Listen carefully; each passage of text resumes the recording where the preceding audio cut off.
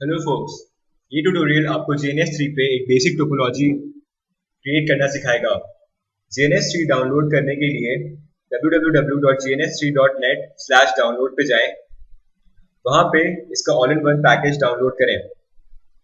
ये package download करने के बाद हमें इसे अपने कंप्यूटर पे इंस्टॉल करना होगा। JNS3 का सेटअप ऑन करें।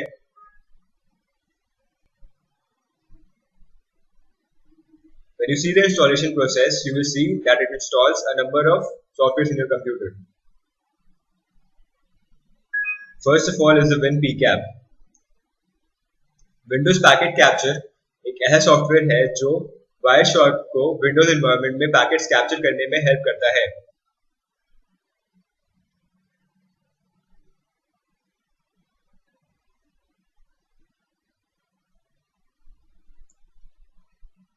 Now speaking of Wireshark, next JNS3 आपके कंप्यूटर में Wireshark इंस्टॉल करेगा। Wireshark एक नेटवर्क पैकेट एनालाइजर है। ये सॉफ्टवेयर आपको पैकेट्स कैप्चर और ब्राउज करने की फैसिलिटी देता है। So we see that JNS3 is using industry-based softwares.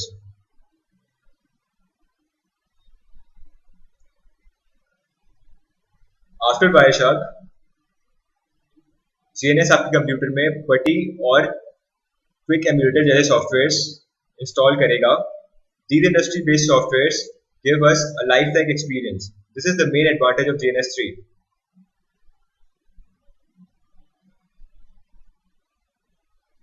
Now, first run पे JNS आपको iOS image directory specify करने को कहेगा। Yes, JNS3 uses iOS images in their software. So what happens that iOS images use करने से हम सारे commands use कर सकते हैं। These facilities are not provided in Cisco Packet Tracer, so this is the main advantage of JNS3. So for downloading an iOS image of Cisco routers, you have to go on careercert.info. ये site हमें अलग अलग Cisco के routers की images provide करती है। As you can see अलग अलग सीरीज के राउटर्स की इमेज हमारे पास अवेलेबल है। ये सारी इमेजेस .bin फॉर्मेट में होती हैं। For CCNA the best thing is the 26xx series. So हमें इन सबों में से किसी भी सीरीज में से कोई भी फाइल डाउनलोड कर सकते हैं। For example, let me download this file. Download करने के बाद open JNS3 again, edit menu में जाकर iOS images and hypervisors खोलें, इमेज फाइल को सेलेक्ट करें,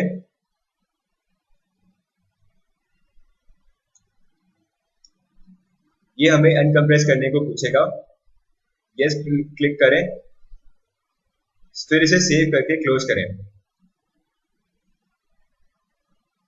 इसका मतलब ये है कि अब हम अपने JNS सॉफ्टवेयर में Cisco 2600 की सीरीज की राउटर्स यूज कर सकते हैं, like as we see here.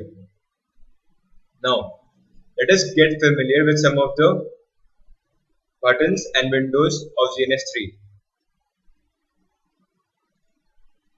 ये बटन हमें न्यू टोपोलॉजी क्रिएट करने के लिए हेल्प करता है। ये हमें टोपोलॉजी या प्रोजेक्ट फाइल ओपन करने के लिए सेव करता है, और सेव प्रोजेक्ट फाइल हमें टोपोलॉजीज और प्रोजेक्ट सेव करने के लिए हेल्प करता है। इस साइड पे add a link button is the most useful button. इस बटन से हम अलग अलग केबल्स यूज कर सकते हैं, जिससे हम अपने कंप्यूटर्स, राउटर्स और स्विचेस कनेक्ट करेंगे। स्नैपशॉट बटन से हम अपने टोपोलॉजी की स्नैपशॉट ले सकते हैं। कंसोल बटन से हम अपने राउटर्स को कॉन्फ़िगर कर सकते हैं। इस बटन से हम अपने डिवाइसेस स्टार्ट या स्टॉप कर सकते हैं, और रीलोड बटन से हम अपनी टोपोलॉजी रिफ्रेश कर सकते हैं। Now let us build a topology in JNS3 of 2 computers and 1 switch. इसके लिए हमें एक सॉफ्टवेयर चाहिए होगा, इसका नाम है VPCS। VPCS डाउनलोड करने के लिए वापस से jns3.net/download पे जाएं। यहाँ से VPCS 0.21a इंस्टॉल करने के लिए डाउनलोड करें। डाउनलोड और एक्सट्रैक्ट करने के बाद हमें ये फोल्डर अवेलेबल होगा। इस फोल्डर से vpcs.exe चलाएं। Let me tell you something about VPCS। VPCS एक ऐसा सॉफ्टवेयर है जो 9 वर्चुअल मशीन्स हैंडल कर सकता है।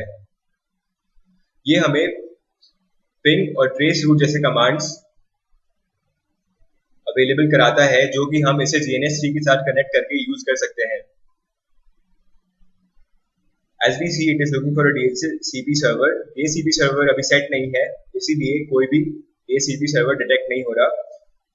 Now we see that it can support 9 PCs और ये 9 PCs की वैल्यूज IP एड्रेस यहाँ पे प्रोवाइड कराता है। Now it is ready to use. So अब हमें GNS3 और VPCS कनेक्ट करना है। First of all, we have to build our topology. इसके लिए इसे डिलीट करें। Now, firstly, एडिट मेन्यू में जाकर सिंबल मैनेजर खोलें। सिंबल मैनेजर में जाके कंप्यूटर सेलेक्ट करें और उसे कस्टमाइज नोड्स में ले आए। नेम में PC सेट करें और टाइप में क्लाउड सेट करें। अप्लाई करें और क्लोज करें। We see that node types में एक ऑप्शन आपके पास अवेलेबल है, दैट इज PC। अब 2 PCs को ड्रैग करें, that is C1 and this becomes C2।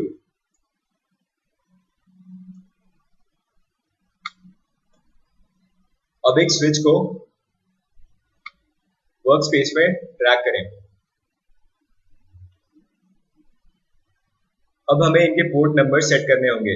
इसके लिए C1 को डबल क्लिक करें, NIO UDP में जाकर लोकल पोर्ट की वैल्यू सेट करें। ध्यान रखें कि C1 और C2 की जो वैल्यूज है वो अलग अलग होनी चाहिए।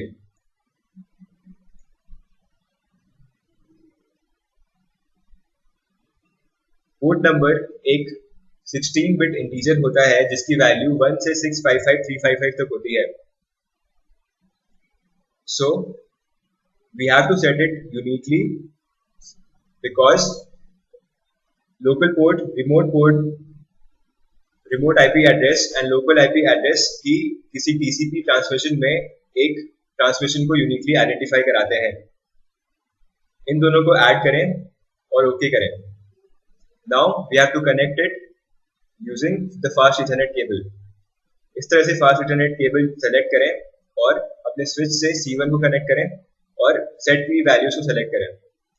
स्विच 1 से C2 को कनेक्ट करें। You can see that it has turned green. This means that these links are up and ready to use now. अब हमें इनकी IP एड्रेस सेट करनी है। इस चीज के लिए हम VPCS यूज करेंगे। VPCS1 corresponds to C1 and VPCS2 corresponds to C2. 1 configure करने के लिए VPCS1 की विंडो में 1 टाइप करके एंटर दबाएं। IP एड्रेस सेट करने के लिए ये कमांड यूज करें।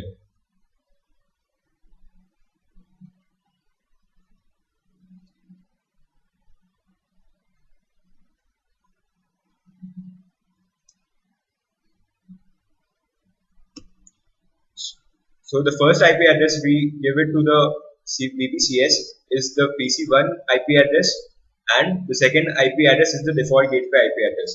The third one is the subnet mask. अब VPCS2 की वैल्यू सेट करें। इस कमांड को यूज करने के लिए अप एरो की दबाएं और ये इसका एक शॉर्टकट है और इसमें इसकी वैल्यू एडिट कर दें। एंटर दबाकर इसकी वैल्यू सेट करें। Now the moment of truth, हमें VPCS2 से VPCS1 पिंग कराना है। For that we use the so popularly known command 192.168.1.3, right? and now press enter. You see that it works. So we have successfully created a fine topology using two computers and one switch. For more of the same, please tune into Network Hub. Thank you.